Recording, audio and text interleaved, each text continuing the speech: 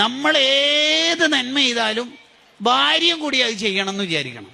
ഉദാഹരണത്തിന് ഒരു പാവപ്പെട്ട ആളെ സഹായിക്കുന്ന ഒരു വിഷയം ഏതോ ഒരു ഗ്രൂപ്പിൽ കണ്ടു, ഒരു 99 രൂപ ചാലഞ്ച്, ഒരു ഉദാഹരണം. അല്ലെങ്കിൽ ദേവർഷോല ഉസ്താദിന്റെ നേതൃത്വത്തിൽ നടക്കുന്ന 850 ആൾക്കാരുടെ വിവാഹം, വലിയ കൂലിയുള്ള കാര്യമല്ലേ. അപ്പൊ നമ്മൾ ഭാര്യനോട് പറയാ, നിനക്കും എന്തെങ്കിലും കൊടുക്കാട്ടോ. ഞാൻ കൊടുത്തു, അൽഹംദുലില്ലാ.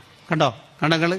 ഇനി ഓർമ്മയില്ലെങ്കിൽ ഭാര്യ ഭർത്താവിനെ ഓർമ്മിപ്പിക്കണം, നിങ്ങൾ കൊടുത്തോ, അതിന് കൊടുത്തോ, അങ്ങനെ ഓർമ്മിപ്പിക്കണം. യഥാർത്ഥത്തിൽ ആ ഒരു നന്മനെ കുറിച്ച് നമ്മളൊന്ന് ആലോചിച്ച് നോക്കിയേ. റഹ്മാനായ അള്ളാഹുവിന്റെ ഗുണം നമ്മളെ ജീവിതത്തിൽ കൊണ്ടുവരണം എന്നല്ലേ മതം നമ്മളെ പഠിപ്പിക്കണത്. എന്താണ് റഹ്മാൻ എന്ന പദത്തിന്റെ അർത്ഥം? ഒരു വൈജാത്യവും ഇല്ലാതെ, ഒരു വ്യത്യാസവും ഇല്ലാതെ എല്ലാവർക്കും ഗുണം ചെയ്യുന്ന റബ്ബ് എന്നാണ് റഹ്മാൻ എന്ന പദത്തിന്റെ അർത്ഥം. അതെന്നല്ലേ ദേവർഷോൽ ഉസ്താദ് ചെയ്തുകൊണ്ടിരിക്കുന്നത്. മതത്തിന്റെ വ്യത്യാസം ഉണ്ട് അവിടെ.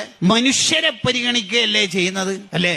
വിവാഹം എന്നുള്ളത് സ്വപ്നത്തിൽ പോലും ചിന്തിക്കാൻ പറ്റാതെ ചെറിയ ചെറിയ വേതനത്തിന് വേണ്ടി തോട്ടങ്ങളിൽ ജീവിക്കുന്ന, ജോലി ചെയ്യുന്നവരാണ് നീലഗിരിക്കാരെന്ന് പറഞ്ഞാൽ. അവർക്ക് വിവാഹം എന്ന് പറയുന്നത് ചിന്തിക്കാൻ തന്നെ പറ്റാത്ത അത്രയും ദാരിദ്ര്യത്തിൽ ജീവിക്കുന്ന പട്ടിണിപ്പാവങ്ങൾക്കാണ് ഒരു ജീവിതം നിർമ്മിച്ചു കൊടുക്കുന്നത് ഒരു മഹാമനുഷ്യ. ഈ ഖൈർ എന്തായാലും ഏപ്രിൽ 5 നടന്ന് കടന്നു പോകും. നമ്മൾ അതിൽ എത്ര ഭാഗവാക്കായി എന്നാണ് നമ്മളെപ്പോഴും ആലോചിക്കേണ്ടത്.